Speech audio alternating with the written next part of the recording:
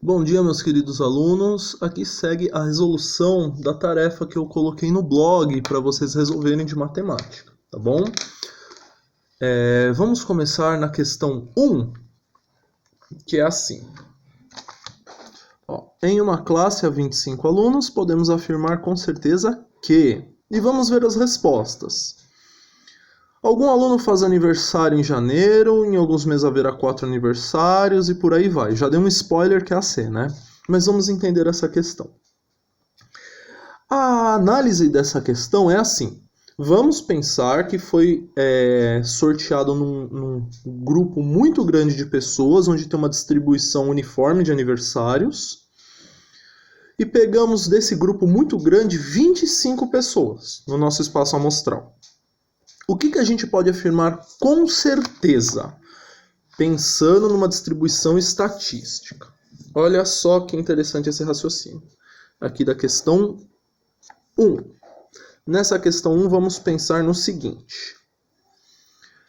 Tenho 25 pessoas e os aniversários estão distribuídos uniformemente em 12 meses. Então, simplesmente, eu vou fazer o seguinte. Dividir 25 por 12, que dá 2 e sobra 1. Não vou entrar em detalhes, que no terceiro ano todo mundo já vai saber essa conta. E isso daqui significa o quê? Eu tenho 2 pessoas para fazer aniversário em janeiro, 2 para fevereiro, 2 para março e assim por diante. E sobrou esse elementinho aqui, ó. Sobrou esse camarada. Esse camarada, vocês concordam comigo que em algum dos meses ele vai fazer aniversário. Então eu vou ter distribuído 2 para janeiro, 2 para fevereiro, 2 para março, 2 para abril e 3 para algum dos meses. Pode ser qualquer um, porque esse cara vai entrar em algum dos grupos. Então a gente vai olhar aqui a alternativa A. Se pelo menos 3 alunos fazem aniversário no mesmo mês, certo? Bem fácil. Agora vamos ler a 2. 8 times de futebol disputam um torneio em que todos têm o mesmo equilíbrio técnico. O número de maneiras de se apostar nos 3 primeiros colocados é... Essa é uma questão bem clássica de análise combinatória. Vamos pensar assim. Quem são os 3 primeiros colocados? Eu vou fazer os 3 espaços possíveis de serem ocupados aqui. Eu tenho o primeiro colocado, o segundo e o terceiro. Quais times podem ocupar a primeira posição aqui? Não sei, mas eu tenho 8 candidatos. Pode ser qualquer um deles? Pode.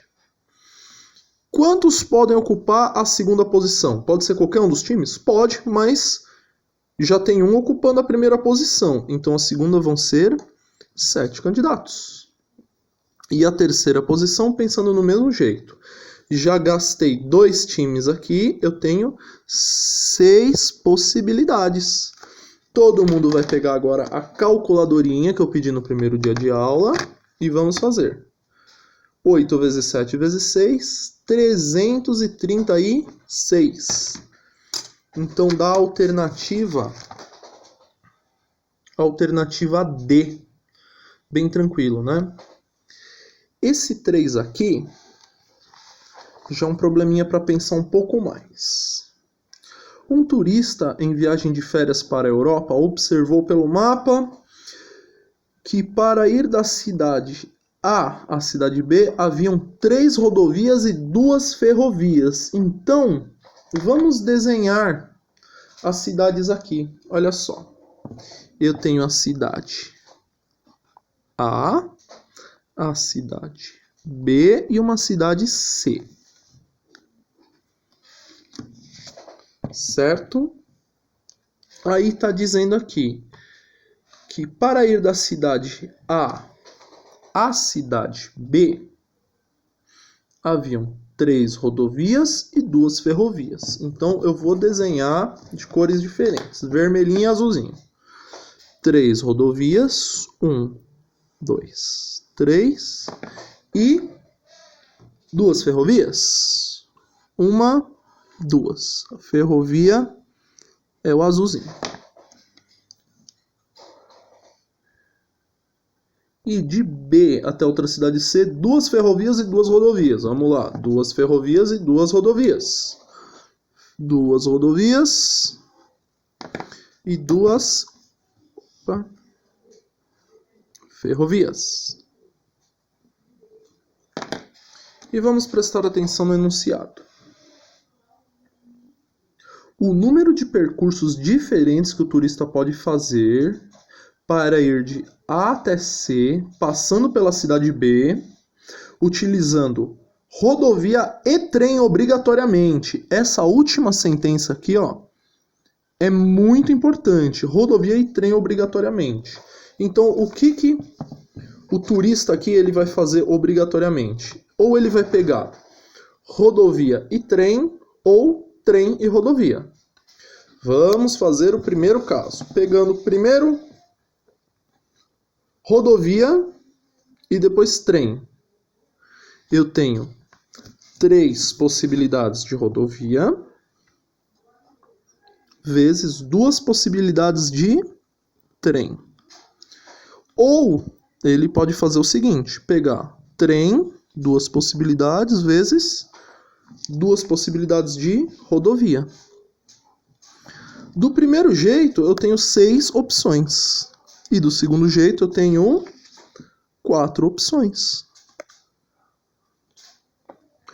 Lembram que eu falei que quando eu tenho esse ou aqui, eu vou somar. Se eu tiver um e, normalmente eu multiplico, e se eu tenho um ou, normalmente eu somo. Então, 6 mais 4, 10. Alternativa A, B. Bem fácil, né? Item 4. Uma placa de automóvel formada de 3 letras e 4 algarismos. Quantas dessas placas são formadas por 3 vogais distintas? Distintas significa não pode repetir. E 4 algarismos ímpares distintos, também não pode repetir. Então vamos desenhar aqui primeiro a nossa placa. Nossa placa vai ser assim. Eu tenho 3 espaços para os algarismos, para as letrinhas e 4 para os algarismos. Vou separar aqui. Quais são os elementos que eu posso colocar nessa primeira região aqui? Os elementos que eu vou colocar aqui são as vogais A, E, I, O e U. Eu tenho 5 elementos que eu vou distribuindo sem repetir. Na primeira casinha eu posso colocar quantos? Posso colocar 5. Pode ser qualquer um deles. Na segunda casinha eu posso colocar qualquer um deles, menos o que eu já tinha colocado. Eu coloco qualquer um e gastei 1. Então, 4 na segunda. E, seguindo a mesma lógica, eu já gastei 2 nos 2 primeiros espaços. Vou colocar mais 1 aqui. 3. Tenho 3 possibilidades e já gastei 2. A parte dos algarismos é a mesma coisa. Eu vou ter 5 algarismos ímpares. Eu vou ter 1, 3, 5, 7 e 9. Posso colocar qualquer um deles na primeira casa, qualquer um deles menos o que eu gastei na segunda, e assim por diante. E agora o que eu faço? Eu tenho todas essas combinações possíveis, eu vou multiplicar.